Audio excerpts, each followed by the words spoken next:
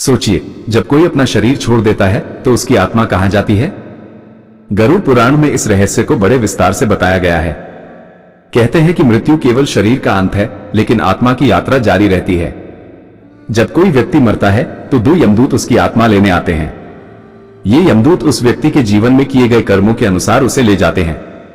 यदि व्यक्ति पुण्यात्मा और सज्जन होता है तो उसकी आत्मा को शरीर छोड़ने में कोई पीड़ा नहीं होती, लेकिन यदि उसने पाप किए हैं या दुराचारी था तो प्राण त्यागते समय उसे दुख और कष्ट सहने पड़ते हैं। गरुड़ पुराण में यह भी बताया गया है कि यमदूत केवल 24 घंटे के लिए ही आत्मा को अपने पास रखते हैं। इस समय में आत्मा को दिखाया जाता है कि उसने अपने जीवन में कितने पुण्य किए और कितने पाप किए। 24 घंटे पूरे होने के बाद आत्मा को फिर उसी घर में छोड़ दिया जाता है जहां उसने शरीर त्यागा था। इसके बाद 13 दिन तक वह आत्मा घर के आसपास रहती है। इस दौरान परिवार द्वारा किए गए उत्तर कर्म और श्राद्ध कर्मों के अनुसार आत्मा का अनुभव निर्धारित होता है। 13 दिन पूरे होने के बाद आत्मा यमलोक की ओर अपनी यात्रा पर निकलती है। पुराणों के अनुसार आत्मा के लिए 3 मार्ग होते हैं और यह पूरी तरह से उसके कर्मों पर निर्भर करता है। अर्ची मार्ग, यह मार्ग ब्रह्मलोक और देवलोक की ओर जाता है जहां पुण्यात्माओं की आत्मा जाती है। धूम मार्ग, यह मार्ग पितृलोक की ओर ले जाता है।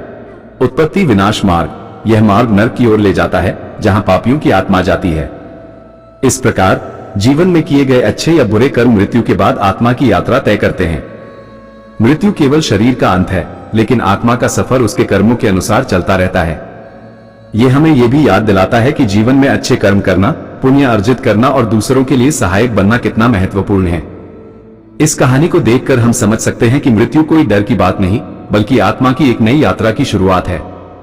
यही कारण है कि पुराण हमें धर्म और कर्म की ओर प्रेरित करते हैं।